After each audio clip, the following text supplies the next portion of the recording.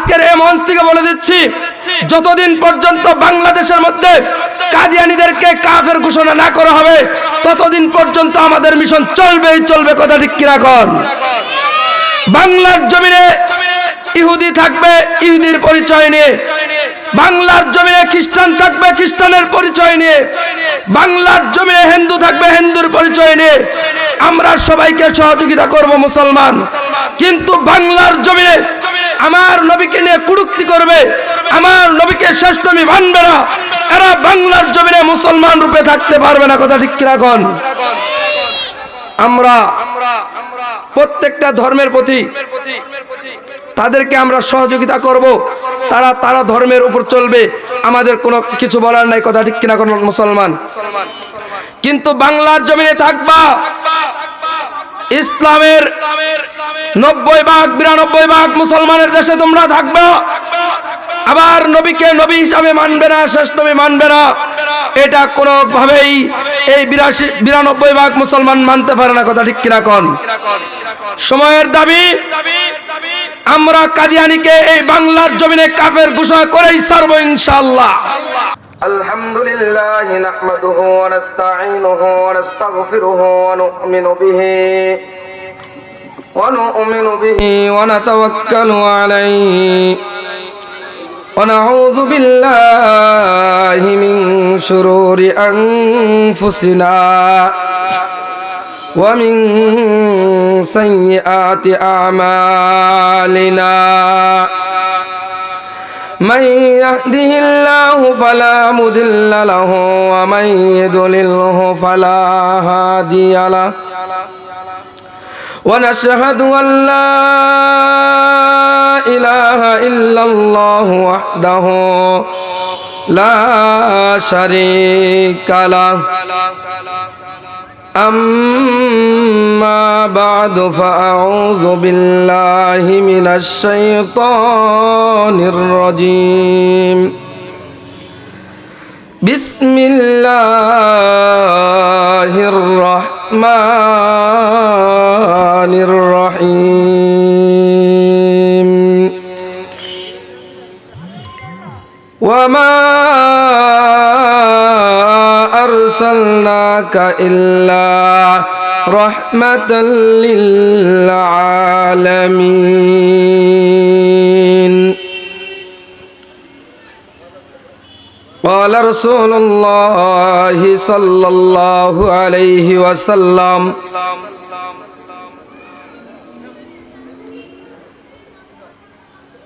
الدنيا سجن المؤمن وجنة الكافر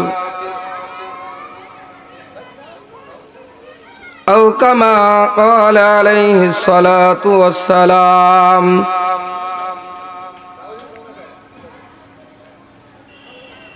وقال النبي صلى الله عليه وسلم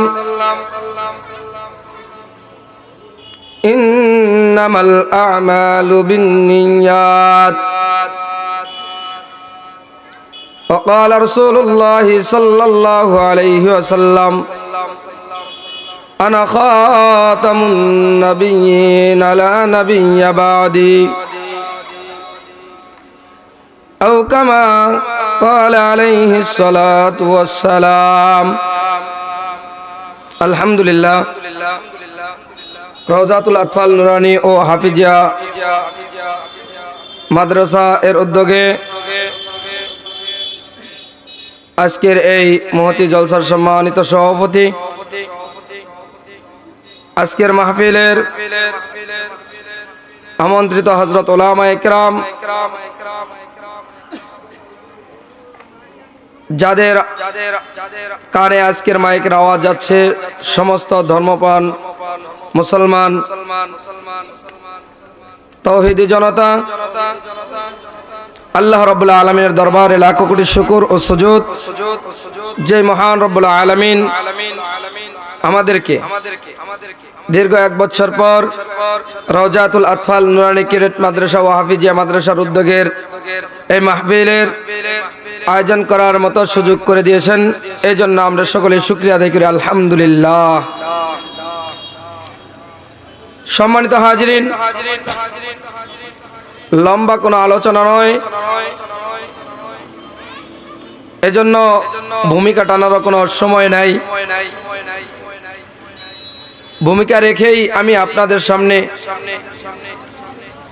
তেলাওয়াতকৃত আয়াত এবং বরকতানের জন্য যে হাদিসটি পড়েছি, যে হাদিসগুলি পড়েছি, আল্লাহ তাআলা যদি সহায় হন, তৌফিক দান করেন, অল্প সময়ের ভিতরে কিছু জরুরি আলোচনা করার চেষ্টা করব, আল্লাহ তাআলা যদি তৌফিক দান করেন।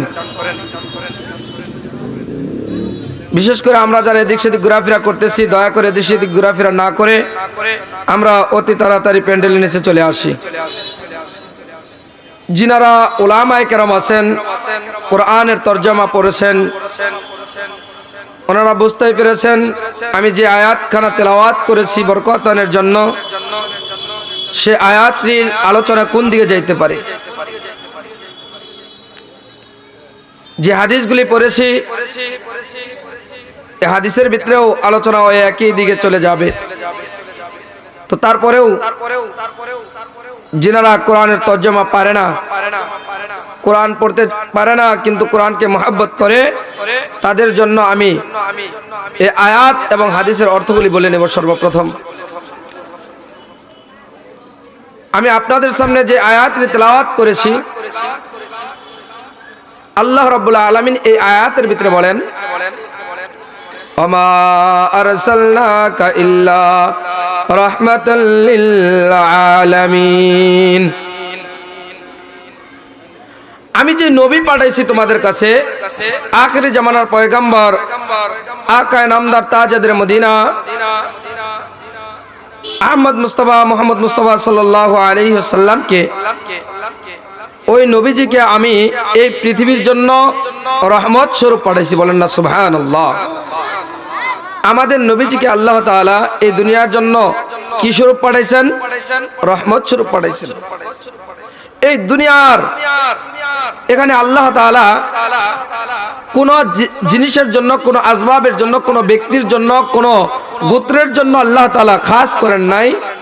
আল্লাহ তাআলা আম করে দিয়েছেন যে আমি আমার নবীকে এই পৃথিবীর বুকে রহমত স্বরূপ প্রেরণ করেছি।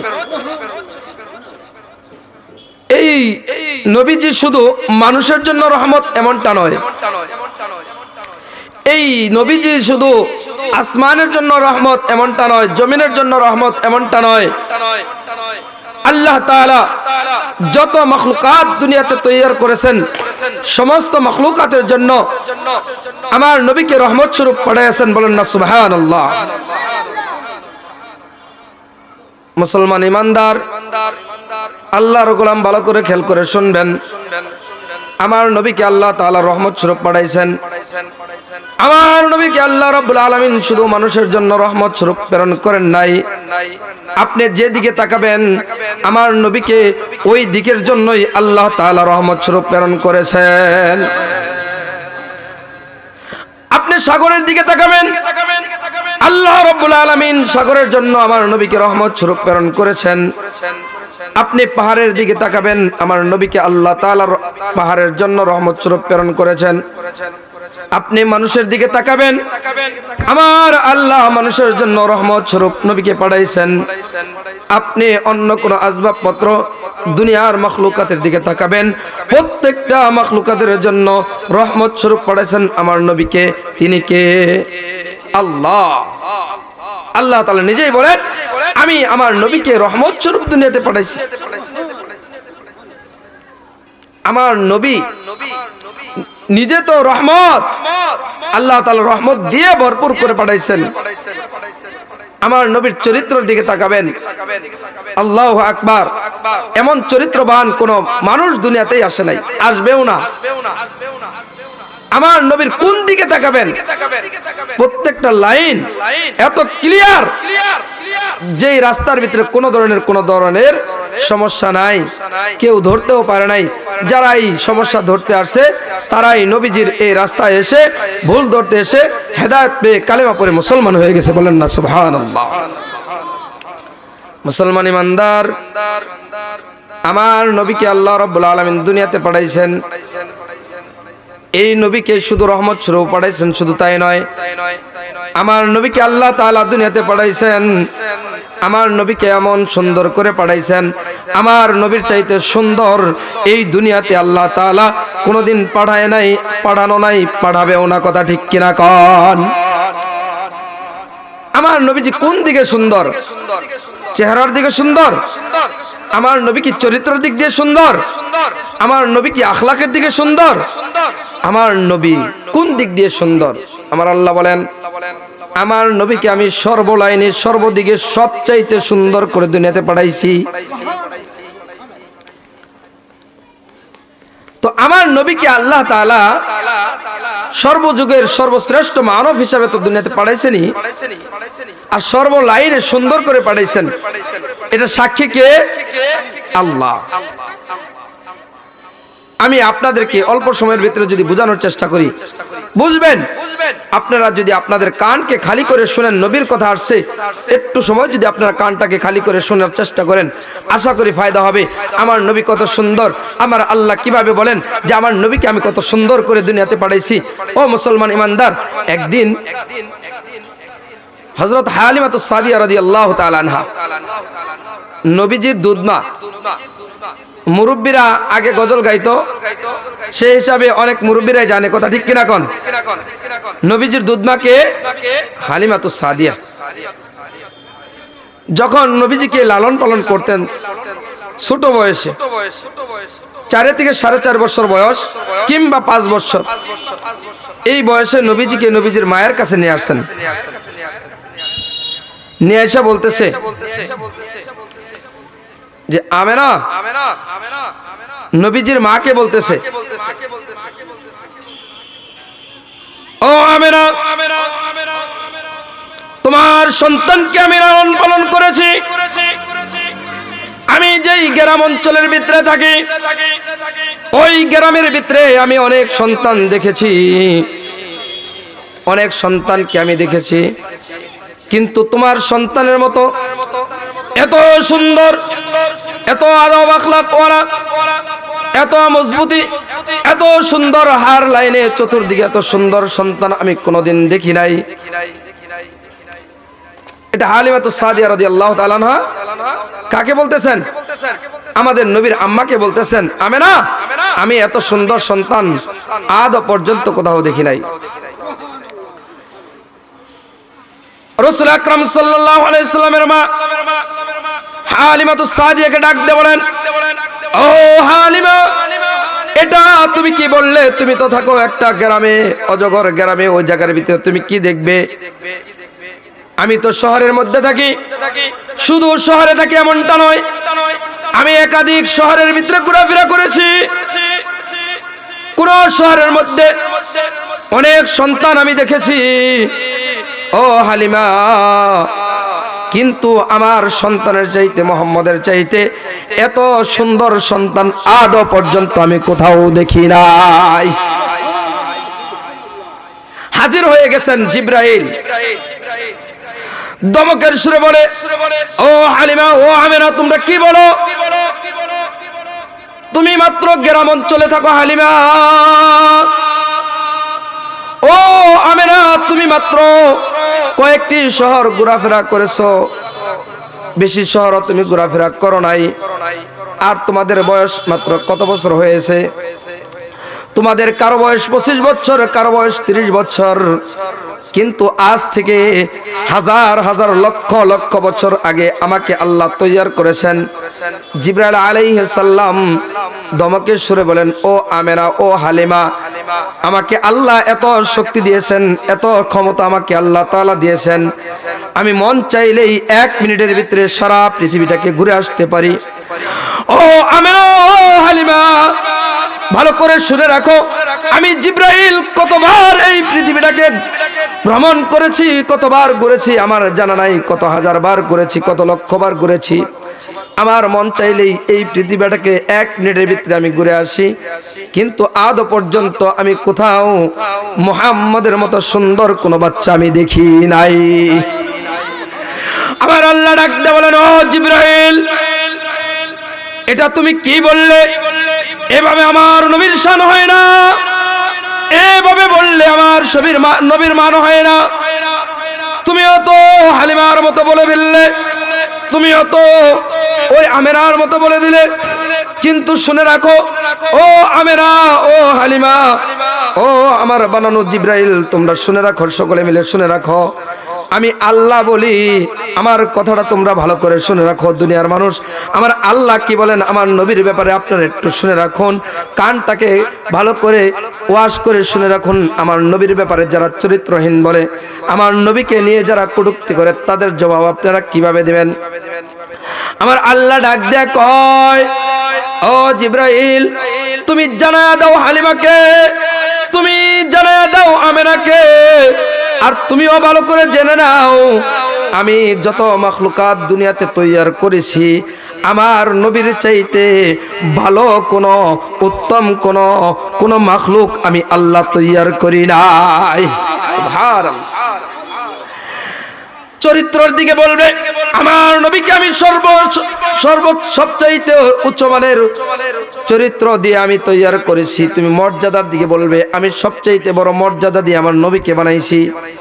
আমার নবীকে আমি কোরআনের আয়াতের মধ্যে জানাই দিয়েছি, ওমা আরসালনাকা ইল্লা রাহমাতাল লিল আলামিন। ও নবীজি, আপনি বলে দেন, আমি আপনাকে এই দুনিয়ার যা কিছু তৈয়ার করেছি, আমার যত মাখলুক আছে, সমস্ত মাখলুকাদের জন্য আমি আপনাকে নবী বানাইছি, রহমত স্বরূপ বানাইছি। এত রহমত স্বরূপ আমি আর কাউকে বানাই নাই। একমাত্র দুনিয়ার শুরু নগ্ন থেকে নিয়ে শেষ পর্যন্ত যা কিছু হয়েছে, হবে, হইতেছে, সব কিছুর জন্য আমি আল্লাহ আপনাকে রহমত স্বরূপ প্রেরণ করেছি। এই জন্য মুসলমান ইমানদার, আমার নবীর যেদিকে তাকাবেন সেদিকেই দুনিয়া ও আখিরাতে সব দিক দিয়েই আমার নবী উত্তম। কথা ঠিক কিনা কোন? সেই নবীর ব্যাপারে আমাদের বাংলার জমিনে কিছু কুলঙ্গার, বেঈমান, মুশরিক, নাস্তিক মাঝে মাঝে আবির্ভাব হয়, যারা আমার নবীর চরিত্রকে নিয়ে কথা বলতে চায়। কথা ঠিক কিনা কোন? আমরা আজকের এই মঞ্চ থেকে বলে দিতে চাচ্ছি, যদি আজ থেকে নিয়ে এরপরে কোন ব্যক্তি আমার নবীকে নিয়ে কটূক্তি করে, আমার নবীর চরিত্র নিয়ে কোন ব্যক্তি কোনো কথা বলে, তার জিহ্বাকে টান দিয়ে আমরা তার মুখ থেকে জিহ্বাকে আলাদা করে ফেলবো। কথা ঠিক কিনা কোন? আমরা বর্তমান সরকারকে আবেদন করব, আমরা আমাদের শায়েখ আল্লামা আহমদ শফী সাহেব দাবি উঠাইছেন, বাংলাদেশের মধ্যে একটি দল রয়েছে, তাদের নাম হলো কাদিয়ানি। নাম কি? কাদিয়ানি। ওই কাদিয়ানিরা আমার নবীকে নবী মানে না, শেষ নবী মানে না। আল্লামা আহমদ শফী সাহেব চলে গেছেন, জুনায়েদ বামনগরী রহমাতুল্লাহি আলাইহি চলে গেছেন, অনেক বড় বড় উলামায়ে কেরাম যারা দাবি উঠাইছিলেন তারা চলে গেছেন। কিন্তু আজ থেকে আমরা আজকের এই মঞ্চ থেকে বলে দিচ্ছি, যতদিন পর্যন্ত বাংলাদেশের মধ্যে কাদিয়ানীদেরকে কাফের ঘোষণা না করা হবে, ততদিন পর্যন্ত আমাদের মিশন চলবেই চলবে। কথা ঠিক কিনা কোন? বাংলার জমিনে ইহুদি থাকবে ইহুদির পরিচয় নিয়ে, বাংলার জমিনে খ্রিস্টান থাকবে খ্রিস্টানের পরিচয় নিয়ে, বাংলার জমিনে হিন্দু থাকবে হিন্দুর পরিচয় নিয়ে। আমরা সবাইকে সহযোগিতা করব মুসলমান, কিন্তু বাংলার জমিনে আমার নবীকে নিয়ে কটূক্তি করবে, আমার নবীকে শেষ নবী মানবে না, এরা বাংলার জমিনে মুসলমান রূপে থাকতে পারবে না। কথা ঠিক কিনা কোন? আমরা প্রত্যেকটা ধর্মের প্রতি তাদেরকে আমরা সহযোগিতা করব, তারা ধর্মের উপর চলবে, আমাদের কোনো কিছু বলার নাই। কথা ঠিক কিনা কোন মুসলমান? কিন্তু বাংলার জমিনে থাকবা ইসলামের 90-92% মুসলমানের দেশে তোমরা থাকবা, আবার নবীকে নবী হিসাবে মানবে না, শেষ নবী মানবে না, এটা কোনোভাবেই এই 92% মুসলমান মানতে পারে না। কথা ঠিক কিনা কোন? সময়ের দাবি, আমরা কাদিয়ানীকে এই বাংলার জমিনে কাফের ঘোষণা করেই ছাড়বো ইনশাআল্লাহ।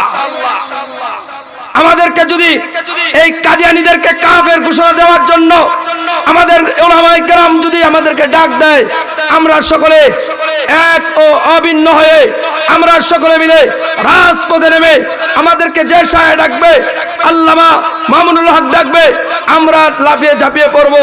আমাদেরকে সাহেব চরমনায় ডাকবে, আমরা চলে যাব। অন্য কোনো আলেম যদি কাদিয়ানীদেরকে কাফের ঘোষণা করার জন্য ডাক দেয়, যেই আল্লাহ তাআলা বলছেন আমার নবীকে আমি সর্বদিক দিয়ে উত্তম চরিত্র হিসাবে দুনিয়াতে প্রেরণ করেছি। নবীজি বলেন আনা খাতামুন নবীন লা নাবিয়্যা বাদি, আমি সর্বশেষ নবী, আমার পরে আর কোনো নবী আসবে না।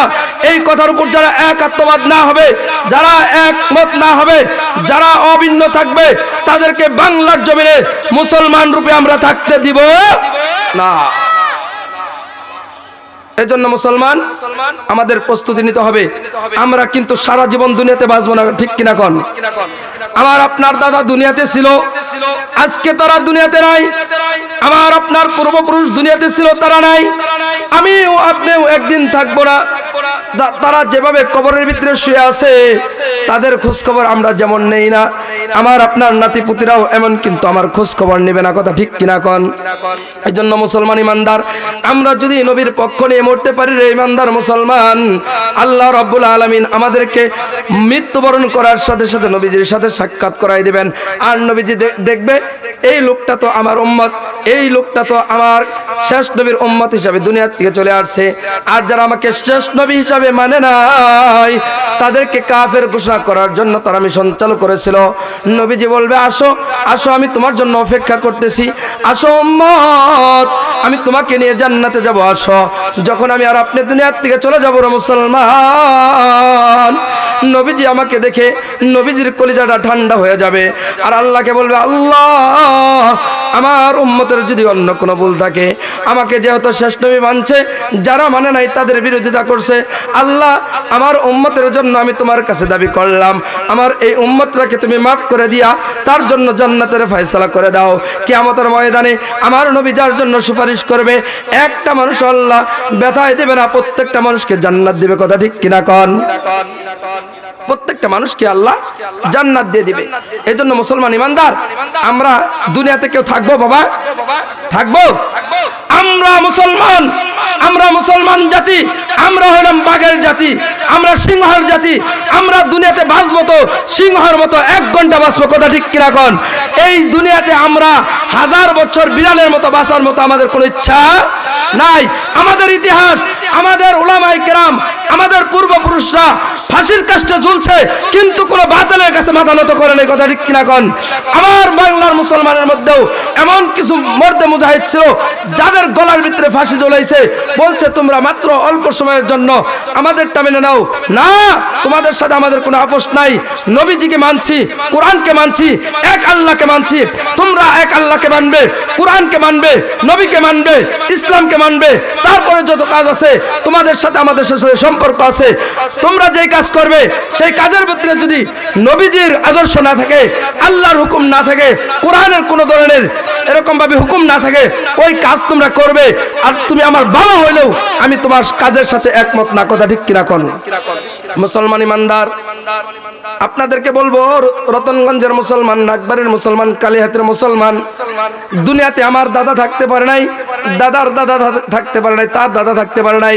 হযরত আদম আলাইহিস সালাম থেকে আজ পর্যন্ত যত মানুষ আসছে, আল্লাহু আকবার, বেশিরভাগ মানুষ চলে গেছে। আমরাও দুনিয়াতে থাকবো না, আমরাও দুনিয়ার থেকে চলে যাব।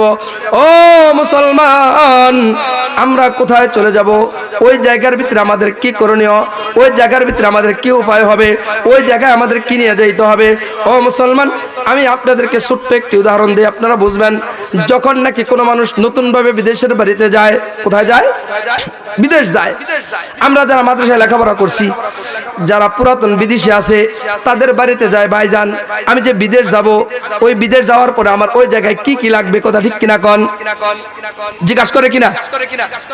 অনেক মুসলমান আছে যাদের সন্তানটাকে মাদ্রাসায় ভর্তি করে দিবে, এই লোকটা ওই বাড়িতে যায় যেই বাড়িতে আলেম আছে, যেই বাড়িতে মাদ্রাসার ছাত্র আছে, দীর্ঘদিন যাবত দূরে লেখাপড়া করে, তাদেরকে যে জিগায়, ও মা ও বোন, তোমার সন্তানটা তো তুমি মাদ্রাসায় পড়াও, তোমার সন্তানটা তো তুমি মাদ্রাসায় দিয়েছো, হ্যাঁ তোমার সন্তানটা যে মাদ্রাসায় দিয়েছো, মাদ্রাসায় পড়তে কি কি লাগে, ওই জায়গার ভিতরে শীতের দিনে কি কি লাগে, কথা ঠিক কিনা কন?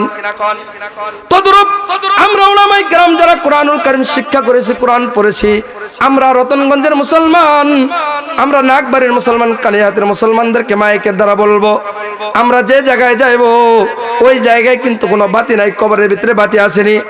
আমরা যে জায়গায় যাইবো ওই জায়গার ভিতরে কোনো ধরনের কি নাই, বিছানা নাই, ওই জায়গার ভিতরে কোনো ধরনের সাথী নাই, ওই জায়গার ভিতরে কোনো ধরনের বাতি নাই রে মুসলমান। ও মুসলমান ইমানদার, ওই জায়গায় যদি আমার আপনার যাইতে হয়, আমার আপনার বাতি নিয়ে যাইতে হবে, আমার আপনার সাথী নিয়ে যাইতে হবে, আমার আপনার ওই জায়গার ভিতরে বিছানা নিয়ে যাইতে হবে। ওই জায়গায় কিন্তু কেউ বিছানা দিবে না, বিছানা করে রাখবে না। তাহলে জিজ্ঞাসা করতে পারেন গো, ওই কবরের বাতি কি, কবরের বিছানা কি, ওই কবরের মধ্যে যে আমরা থাকবো ওই কবরের আলোটা কি হবে? ও মুসলমান ইমানদার, ভালো করে শুনে রাখুন, ভালো করে শুনে রাখুন। আমি আর আপনি যদি যেই আলোচনাটা শুরু করেছি ওই আলোচনা দিয়ে শেষ দেই, আমি আর আপনি যদি নবীর খাঁটি উম্মত হতে পারি, নবীর খাঁটি আশেক হতে পারি, আমি আর আপনি যখন মৃত্যুবরণ করব, আমার আপনার কবরের সঙ্গে নবীজির কবরের সঙ্গে একটি সুড়ঙ্গ হয়ে যাবে। আমি আর আপনি ওই নবীজির কবর থেকে নবীজিকে দেখতে পারবো, আর নবীজি মদিনার থেকে আমাকে আপনাকে দেখতে পারবে, কথা ঠিক কিনা কন? আর নবীজির চেহারাটা এত সুন্দর, আর নবীজির কবরের ভিতরে আলো আছে আলহামদুলিল্লাহ, ওখান থেকে আমার আপনার জন্য আলো চলে আসবে। আমি আর আপনি যদি নবীর বন্ধু হতে পারি গো, নবীজির মহাব্বতের আমলের যদি মহাব্বতের লোক হতে পারি, আমার আপনার জন্য ওই কবরে যাওয়ার আগে বিছানা বিছায়া দিবেন, জান্নাতি বিছানা আল্লাহ তাআলা বিছায়া দিবেন। আমার বন্ধুর বন্ধু আসতেছে, কথা ঠিক কিনা কন? বন্ধুর বন্ধু আসতেছে, এই জন্য ফেরেশতারা তোরা কি করে দে, ওই জায়গার ভিতরে বিছানা বিছায়া দে। আর যদি আমি নবীর আশেক হয়ে মরতে পারি, নবীজি হাদিসের মধ্যে বলেন, তোমরা যখন মৃত্যুবরণ করবা, ফেরেশতা এসে আমাকে দেখাবে, আমাকে দেখায় বলবো, এই ব্যক্তিটাকে, তুমি যদি নবীর আশেক হও, তুমি যদি নবীজির ভালোবাসার মানুষ হও, নবীজির দিকে তাকায়া তুমি বলে দিবা, ওটা হলো আমার নবী মুহাম্মদ সাল্লাল্লাহু আলাইহি ওয়াসাল্লাম। এই কথাটি বলার সঙ্গে সঙ্গে নবীজি আপন করে নেবে, আপনার কবরের সাথী হয়ে যাবে নবী, আপনার কবরের বাতি হয়ে যাবে নবী, আপনার বিছানা হয়ে যাবে জান্নাতি বিছানা। বলেন না সুবহানাল্লাহ? এই বিছানা আপনারা চান সকলে? হ্যাঁ, নবীজি কত সুন্দর আলোচনা করতেছিলাম, নবীজি এত সুন্দর, দুনিয়াবি দিক দিয়েও সুন্দর। আমরা জানি সবচাইতে বেশি সুন্দর দুনিয়াতে আল্লাহ তাআলা পাঠাইছিলেন একটা নবীকে, সেই নবীজির নাম কি? হযরত ইউসুফ আলাইহিস সালাম। নবীজির নাম কি? ইউসুফ আলাইহিস সালাম। আরে বাবা, এত সুন্দর চেহারা ছিল, যে চেহারার দিকে তাকায়া ওই মিশরের সুন্দরী রমণী নারীরা ফল কাটতে যায় হাত কেটে ফেলছিল। আপনার ঘটনা শুনেন নাই? কোরআনের তাফসীর এগুলা। আমার নবীকে আল্লাহ রাব্বুল আলামিন এত সুন্দর করে দুনিয়াতে পাঠাইছেন, এত সুন্দর চেহারা। বলা হয় যে ইউসুফ আলাইহিস সালামকে দেখে তাদের হাত কেটে ফেলছিল, হাত। কিন্তু যদি আমার নবীজিকে তারা দেখতো, ফল কাটতে যায় ফলের মধ্যে তারা ছুরি না লাগাইয়া, হাতের মধ্যে ছুরি না লাগাইয়া, নিজেদের কলিজার মধ্যে ছুরি লাগাইয়া দিত। সুবহানাল্লাহ! এত সুন্দর আমার নবী, এত সুন্দর আমার নবী। এই নবীজির মহব্বত, আমাদের ভালোবাসা দরকার আছে না নাই? আমার নবীর সৌন্দর্যের কথা আপনাদেরকে কয়টা বলবো? নবীজির বিবিগণ বলতেন যে আমার নবী রাসূল এত সুন্দর ছিল যে আমাবস্যার রাত্রিতে আমরা যখন ঘর অন্ধকার থাকতো, ওই সময় যদি আমাদের সুইয়ের মধ্যে সুতা লাগানোর জন্য প্রয়োজন হইতো, যেহেতু আলো ছিল না, আমরা অপেক্ষা করতাম যে কখন নবীজি রুমে আসবে। নবীজি রুমে আসতো আর নবীজির চেহারার আলোকে আমরা দেখে ওই যে শুয়ের যেই সুতা লাগানো সেই কাজটা আমরা সেরে ফেলতাম। বলেন না সুবহানাল্লাহ। ও মুসলমান ইমানদার, আমাদের এলাকার ভিতরেও সুন্দর মানুষ রয়েছে, কথা ঠিক কিনা কন? কিন্তু সারা পৃথিবীর ভিতরে আজকে যত সুন্দর আছে সমস্ত সুন্দরকে যদি মাগরিবের নামাজের পরে এক ঘরের ভিতরে একত্রিত করে আমরা যদি ওই যে আমাদের বড় বড় কোদাল আছে, কোদালের যে বড় বড় কি আছে, সেদ্রি আছে, ওই জায়গার ভিতরে যদি আমরা লাঠি লাগাইতে চাই তাও আমরা লাগাইতে পারবো না। পারবো? আর আমার নবীর চেহারা দেখে সুই লাগাইতে পারতো, এত সুন্দর আমার নবী। নবীজির নাতিন হাসান এবং হুসাইন